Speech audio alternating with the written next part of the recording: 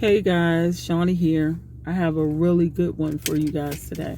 So, I just wanted to talk about another reason that we need to leave the US and why, African Americans as a people will always have issues here is because this place was built on sorcery. Okay. And so let me explain to you why. Okay. So at some point, the reason I'm saying this is at some point, after I gave my life, over to the Most High and started serving him, even before I understood about, me being, the original Hebrew Israelite or whatever, I went to the library and I don't know, the Most High is just good. I can't tell you how I ended up coming across this book.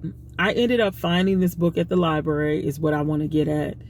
And what happened was there was this book that talked about the secret history behind the United States of America, and one of the things that was in this book, this was a book at the library. And in the book, it talked about Washington, D.C. and how, like here, if you've ever been to D.C., and you've ever even ridden with someone, they will tell you that it's so hard getting around DC because the streets don't make any sense. There's a lot of streets where you can only go one way, and if you make a mistake and miss your turn, 9 times out of 10, like, you're going to be stuck for a while. You will have to go all the way around, and you'll just end up spending so much time there that even though I left home in DC, which is where I was born and raised, I left around 16, 17 years old, and I've been between Montgomery County, Maryland, and different parts of Northern Virginia my entire life. When I went back, I learned to drive in Reston, Virginia. And so when I went back, the first time I had to go there for something and I had to drive, I was like annoyed because I couldn't find my way. I got lost. And when I got lost, I called it a rat maze. I said, this freaking rat maze. It's like they want you to get trapped here. And I never understood the point of why things are the way they are until I came across that book at about 29 years old. So here we go, guys. Let me share a little bit with you. I found this on the internet. I don't own the book, but I will tell you guys the name of the book. But this is just a blog post that I found online, and I will leave the link in the description box below. If anyone knows anything about astrology, I was an astrologist before I was saved, and astrology is witchcraft. It is divination, and it is not of the Most High. It is witchcraft. Freemasonry, astrology, and the Washington, D.C. street plan. There's a picture here, and it shows some things. And I'm going to, like I said, I'll include it for you guys. During the 1790s, French Freemason Pierre Lafont designed the street plan and architectural layout of Washington, D.C. to include many occult talismans, if anybody knows what talismans are. If you see DC from an aerial view, you may be shocked to find things like an iron cross used by Hitler, in parentheses, the Star of David used by the Rothschilds, in parentheses, an upside down satanic pentagram pointing to the White House, and even a pyramid with a huge owl sitting atop at the Capitol building. The Egyptian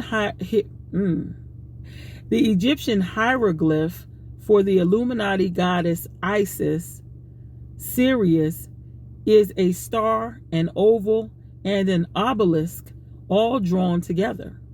In Washington, D.C., there just happens to be the Washington Monument obelisk, the Oval Office, and a pentagram encoded in the street's architecture. The Egyptian hierogram for the star Sirius consists of 3 shapes: a 5-pointed star, an oval, and an obelisk. Amazingly, this is just what we find in stone in Washington, D.C. The entire city is dedicated astronomically to the star Sirius, and its occult deities. In Washington, D.C., we have the phallic monument, and a phallic symbol is a symbol of a man's private part. That's what a phallic is, sticking straight up like that. And we don't realize that phallics are on churches and everywhere, and it's not of the Most High.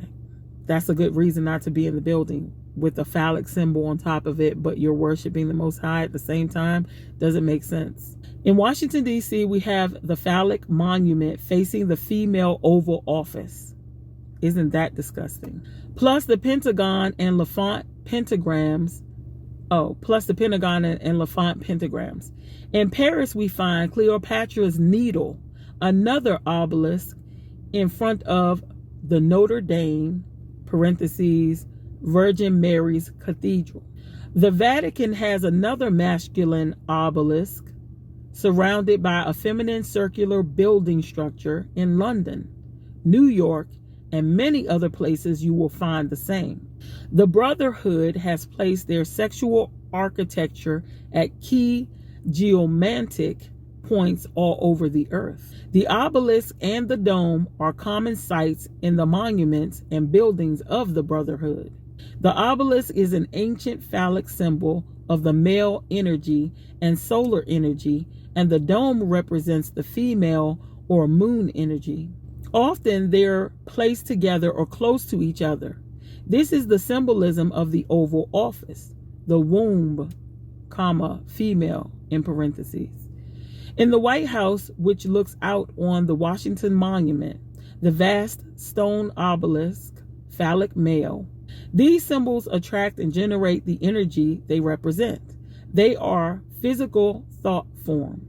The obelisk also symbolizes the penis of the Egyptian sun god Osiris. According to legend, after Osiris had been sliced into pieces by his rival Set, the queen Isis found all the pieces except his willy. An obelisk claimed to come from Alexandria in Egypt stands in Central Park, New York, and its twin was erected in the 19th century during the reign of Queen Victoria on the former Templar lands alongside the River Thames, not far from the House of Parliament. It is known as Cleopatra's Needle and originally stood on Heliopolis, the Egyptian city of the sun, from at least 1500 before Christ or BC, before it was moved to Alexandria. A sphinx has been placed on either side at its London location. Another Egyptian obelisk, which was built in Luxor 3,200 years ago now, stands in the place de Concorde in Paris, less than a minute's drive from the scene of Diana's crash. Princess Diana. On the other side of the crash scene is the Eiffel Tower, another gigantic obelisk in disguise. The Washington Monument in Washington, D.C. is a colossal obelisk.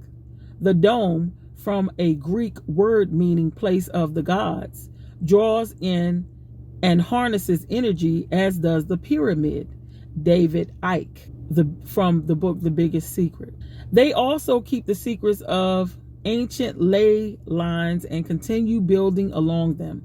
For instance, the cities of Boston, New York, Philadelphia, Baltimore, and Washington, D.C. are all on a perfect diagonal that continues down to Teotihuacan and all the way up to Stonehenge, Troy, and Baalbek. London to Giza and Paris to Dendera are almost equidistant parallel lines as well. This geomantic knowledge was understood and kept hidden by ancient builders / masons and remains that way today. Has anyone ever asked themselves why a war memorial nearly always has to be an obelisk? And why do you think the Washington Monument in the center of Washington, D.C. is a giant obelisk? Because obelisks, like all these symbols in geometrical shapes, generate the energy they represent. I remember climbing some stone steps inside a big obelisk near Hebden Bridge in England and feeling enormous male sexual energy all around me. I wondered what on earth was happening until I remembered where I was. Inside a male penis, in effect. What a symbol is built to represent is the energy it will generate, because symbols are physical manifestation of the thoughts which create them. These guys don't put their symbols everywhere just for fun. They do it because it helps to resonate the energy field to the vibrational frequency they want. In turn, this affects the thoughts and feelings of the people. David Icke, The Biggest Secret, again. That's a quote. The extraordinary truth is that the very existence of the Washington Monument is intimately linked with the Egyptian star Sirius, the sea whore, which the ancients represented in their sacred hieroglyphics as an obelisk as well as a star. How is it possible that this most important star of the ancient world should find itself, as it were, resurrected in the architecture of the United States? In the course of the day, when the cornerstone of the Washington Monument was laid, the sun would have passed over Sirius. Computations clearly show that on the day the Declaration of Independence was agreed upon in Philadelphia, the sun was in Sirius. The Mason who first signed the Declaration of Independence would have been aware of the particular significance of July 4th as a cosmic event. The day was the second in the so-called Dog Days, which begin on July 3rd. The Dog Days are so called because they refer to the rising of the star Sirius. David Ovason, from the book Secret Architecture of Our Nation's Capital. I'll be back with part 2 because this is very long.